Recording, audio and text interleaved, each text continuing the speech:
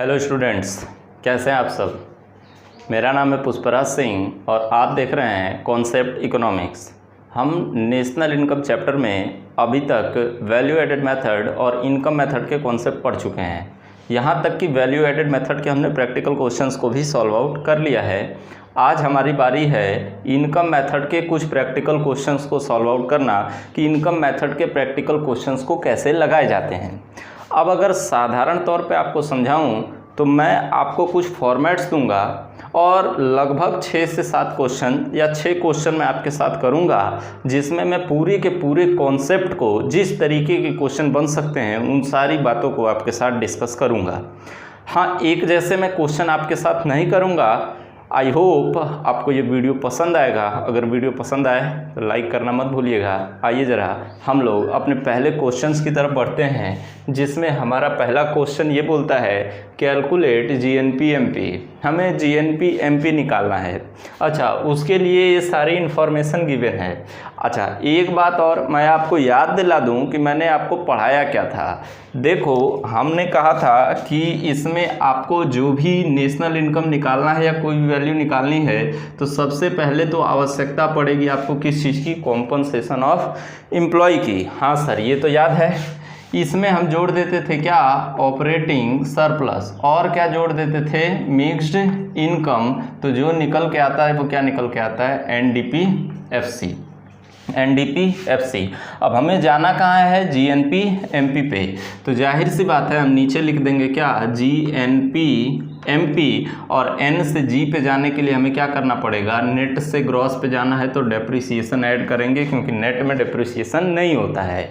अच्छा, डोमेस्टिक से नेशनल पे जाना है तो जाहिर सी बात है कि हमें सिर्फ डोमेस्टिक दिया हुआ है, नेशनल पे जाना है तो जो net factor income from abroad है वो हमें क्या करना पड़ेगा, ऐड करना पड़ेगा। और एफसी से एमपी पे जाना है, फैक्टर कॉस्ट दिया हुआ है, हमें मार्केट प्राइस पे जाना है तो प्लस नेट इनडायरेक्ट टैक्सेस कर देंगे, तो जो वैल्यू निकल के आएगी वो जीएनपी एमपी की होगी।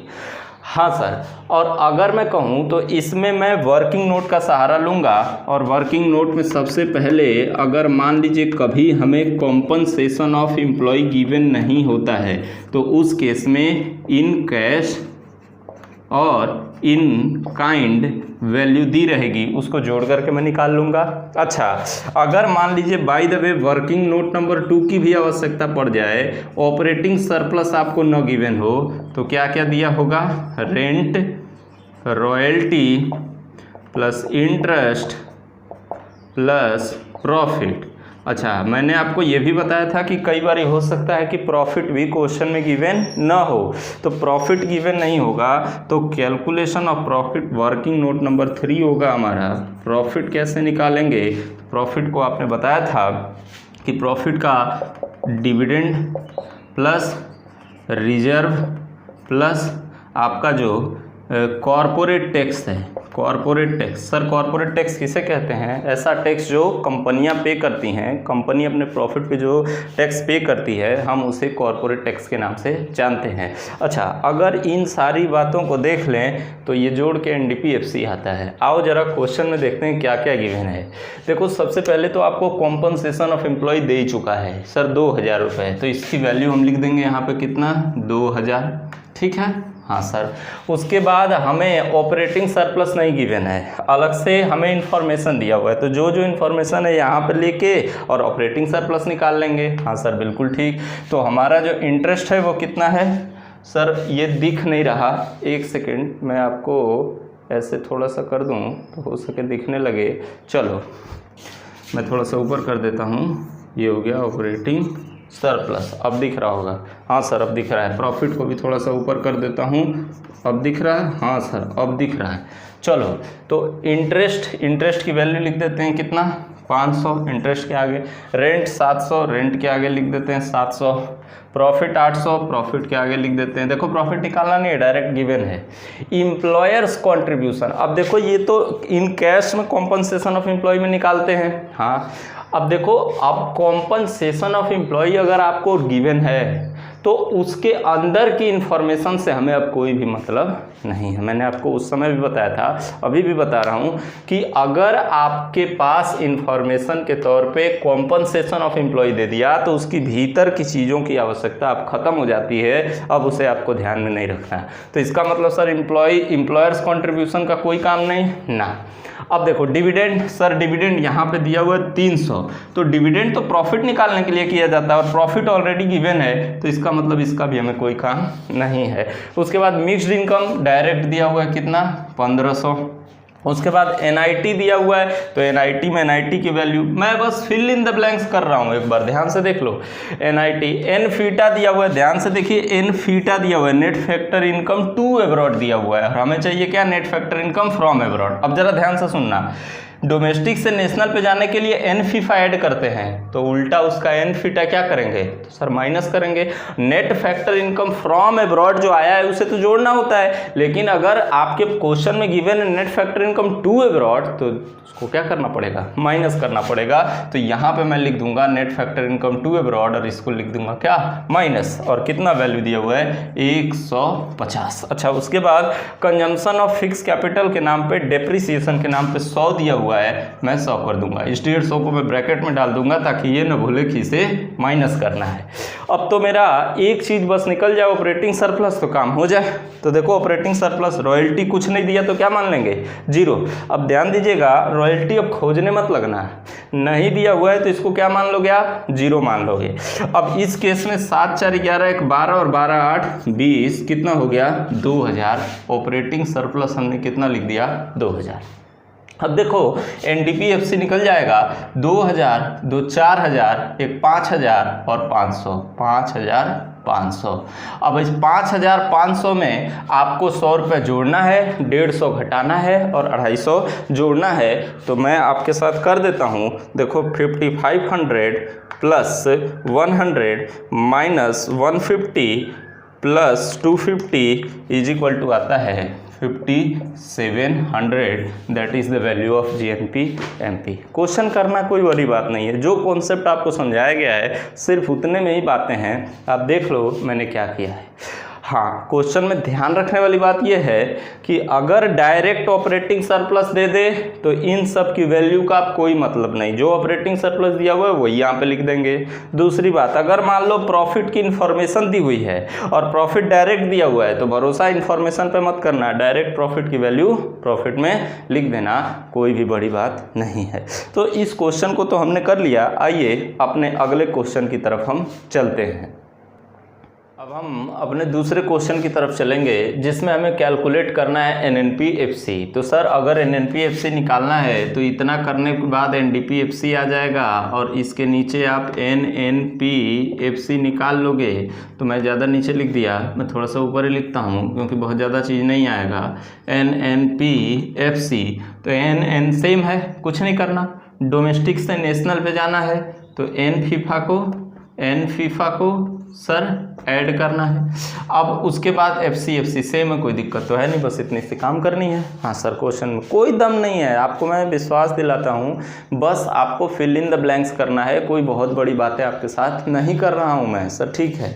अब जरा देखो, सबसे पहले तो दिया हुआ है social security contribution by employ, मतलब सोशल सिक्योरिटी स्कीम में जो कॉन्ट्रीब्यूशन है वो एम्प्लॉय का। मैंने आपको याद दिलाया था कि जो एम्प्लॉय होता है अगर उसका कोई कंट्रीब्यूशन होता है तो नेशनल इनकम में उसे नहीं जोड़ा जाता है, और अगर कोई एम्प्लॉयर है उस एम्प्लॉयर का कोई कंट्रीब्यूशन सोशल सिक्योरिटी स्कीम में है तो उसे जोड़ा जाता है, क्योंकि एम्प्लॉय का जो कंट्रीब्यूशन होता है वो उसकी वेजेज एंड सैलरी का हिस्सा होता है, वो उसमें जुड़ा होता है, उसको अलग से जोड़ने की ज़रूरत नहीं होती है। लेकिन जो एम्प्लॉयर देता है कंट्रीब्यूशन सोशल सिक्योरिटी स्कीम में वो अलग चीज़ होती है, वो अलग से आपको कैश में मिलता है, इसलिए उसे इंक्लूड करना होता है। तो सर अब कंपनसेशन ऑफ एम्प्लॉय निकालने के लिए एक चीज़ जो एम्प्लॉय वाला था वो तो हट ही गया, उसको तो इंक्लूड नहीं करना है।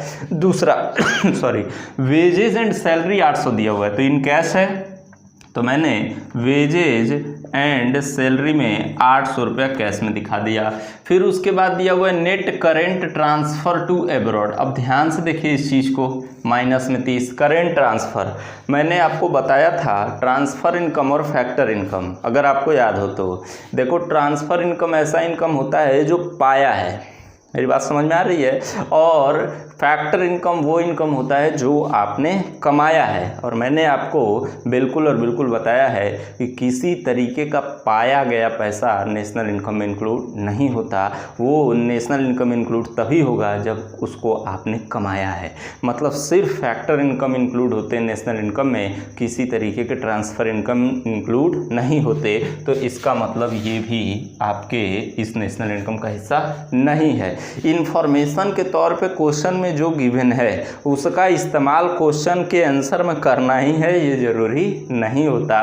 कुछ चीज़ें आपको दिमाग से सोच समझ के करनी है, वही चीज़ आपको लिखनी है जो लिखना है उसमें। सर ठीक है। फिर रेंट दिया हुआ है, तो देख लो कहीं ऑपरेटिंग सरप्लस गिवन नहीं है तो ऑपरेटिंग सरप्लस निकालना पड़ेगा। अब ऑपरेटिंग सरप्लस निकालने के लिए रेंट दिया हुआ है 300, मैंने 300 रेंट के आगे लिख दिया। उसके बाद एन फीटा दिया हुआ है, ध्यान देखो एन फीफा यहाँ पे ऐड करना है, लेकिन net factor income to abroad दिया हुआ है तो इसको क्या करना पड़ेगा, उल्टा माइनस। अगर net factor income from abroad जोड़ना है तो net factor income to abroad दिया हुआ है तो उसे क्या करना पड़ेगा, माइनस करना पड़ेगा। अच्छा, net factor income to abroad यहाँ पे माइनस करना है ऑलरेडी, और आपको यहाँ पे 50 रुपया दिया हुआ है तो मैंने 50 रुपया इसके आगे लिख दिया, ये हो गया। उसके बाद सोशल सिक्योरिटी स्कीम में कंट्रीब्यूशन जो एम्प्लॉयर का है, हाँ सर, अब ये जो एम्प्लॉयर का कंट्रीब्यूशन है इसे आपको इंक्लूड करना पड़ेगा, एम्प्लॉई के कंट्रीब्यूशन को आपको इंक्लूड नहीं करना होता, मैंने आपको पहले भी बताया। तो ये कितना रुपया कंट्रीब्यूशन है, 100 रुपये, मैं 100 रुपये लिख देता हूँ, जगह कम है इसलिए मैं नहीं लिखता पूरा, ठीक है सर। प्रॉफिट दिया हुआ है 500, तो प्रॉफिट के आगे मैंने लिख दिया कितना, 500। इंटरेस्ट कितना, 400, इंटरेस्ट के आगे लिख दिया 400। डेप्रिसिएशन 200, डेप्रिसिएशन का किसी तरीके का ट्रीटमेंट इसमें नहीं करना है तो डेप्रिसिएशन तो छोड़ ही दिया। फिर उसके बाद एनआईटी दिया हुआ है, एनआईटी का किसी तरीके का ट्रीटमेंट नहीं करना, ये भी ख़त्म, ये भी ख़त्म, बाकी की बात ख़त्म हो गई। अब देखो ज़रा ऑपरेटिंग सरप्लस आपके पास आ गया 4 3 7 4 11 1 1200, तो ऑपरेटिंग सरप्लस लिख दिया 1200, और कॉम्पनसेशन ऑफ एम्प्लॉई 8 1 900, तो हमने कितना लिख दिया यहाँ पे 900। मिक्स्ड इनकम किसी तरीके का क्वेश्चन में गिवन नहीं है तो उस केस में से 0 मान लिया जाएगा। जरूरी नहीं है कि मिक्स्ड इनकम दिया ही हो, आपको किसी तरीके का नहीं। हमने फॉर्मेट बनाया कि ऑन एंड मैक्सिमम इतनी चीज़ें हो सकती हैं, अगर वो नहीं है तो फिर 0 है, वो कोई दिक्कत वाली बात नहीं। एनडीपीएफसी कितना आ जाएगा, 12 8 20 1 2100। अब उस 2100 में 50 रुपये आपने माइनस कर दिया, देखो यहाँ पे माइनस करना था तो कितना आ गया 2050, 2050 आप चेक कर सकते हो। सर ये सब कोई काम नहीं था बच्चे, प्रॉफिट डायरेक्ट दिया हुआ था, हमें उसको कुछ अलग से करना नहीं था, ये दूसरा क्वेश्चन था। अच्छा, ये अब हम अपना अगला क्वेश्चन करेंगे और इस क्वेश्चन में हमें फाइंड आउट करना है जीएनपी एमपी, और देखते हैं ज़रा जीएनपी एमपी कैसे निकल के आता है। क्वेश्चन की बारीकियों को ध्यान से समझिएगा। देखो आपको सबसे पहले तो क्या करना होता है, कॉम्पनसेशन ऑफ एम्प्लॉय प्लस क्या करना होता है, ऑपरेटिंग सरप्लस प्लस क्या करना होता है, मिक्स्ड इनकम, क्या निकल के आ जाएगा, एनडीपीएफसी। इतनी बात तो बिल्कुल पता है। अब इसके बाद आपको कहाँ जाना है, जीएनपी पे। तो सर नेट से ग्रॉस पे जाने के लिए क्या करना पड़ता है, प्लस डेप्रिसिएशन। डोमेस्टिक से नेशनल पे जाने के लिए क्या करना पड़ता है, plus net factor income from abroad. और पीपी सेम है, एफसी से एमपी पे जाने के लिए क्या करना पड़ता है, प्लस नेट इनडायरेक्ट टैक्सेस।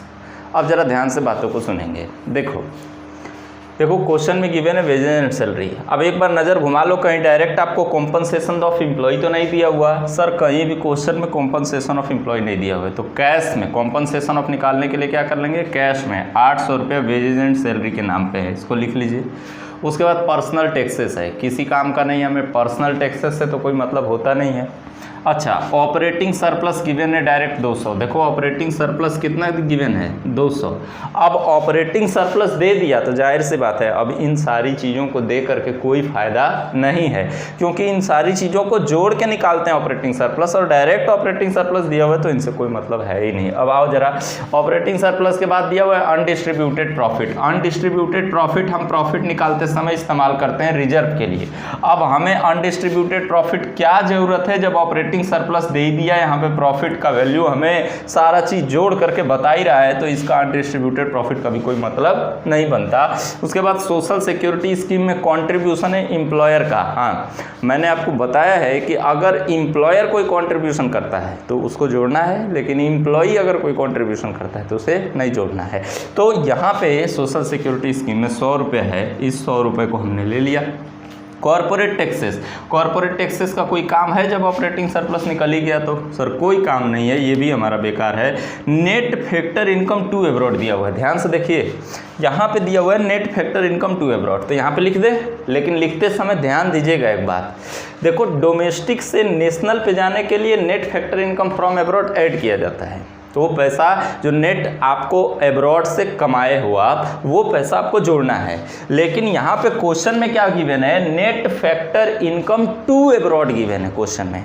अब net factor income to abroad का मतलब कमाया नहीं है, उल्टा दिया है। अब देखो डोमेस्टिक से नेशनल पे जाने के लिए आपको एन फीफा को ऐड करना पड़ता है, तो अगर उल्टा एन फीटा है तो क्या करना पड़ेगा, माइनस, तो एन फीटा को मैंने क्या कर दिया, माइनस। और हाँ ध्यान दीजिएगा, यहाँ पे एन फीटा की वैल्यू भी उल्टा आपको क्या दी हुई है, माइनस में दी हुई है। देखो क्वेश्चन घुमा रहा है, बस आपको कुछ कर नहीं रहा, ये घुमा रहा है। देखो एन फीटा माइनस होता है, अच्छा एन फीटा की वैल्यू ऑलरेडी माइनस में दे रखी है, तो अगर ये माइनस है और ये भी वैल्यू माइनस में दे रखी है तो माइनस माइनस फिर क्या हो जाएगा, प्लस। मतलब ultimately net factor income to abroad ये माइनस में दे करके आपको पागल बना रहा है। ये वास्तव में दिया क्या है, net factor income from abroad दिया है, टू माइनस में।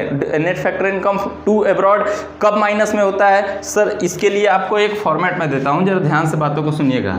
Net factor income from abroad is equal to कैसे निकलता है sir, factor income from abroad minus factor income to abroad. अगर आप ये करोगे तो आपको क्या निकल के आएगा, net factor income from abroad निकल के आएगा। अब देखो जरा, अगर ये 100 रुपये है, ये 100 रुपये है, और ये मान लो कि 50 रुपये है, तो ये कितना आ जाएगा, 50 आ जाएगा net factor income from abroad, बिल्कुल सही।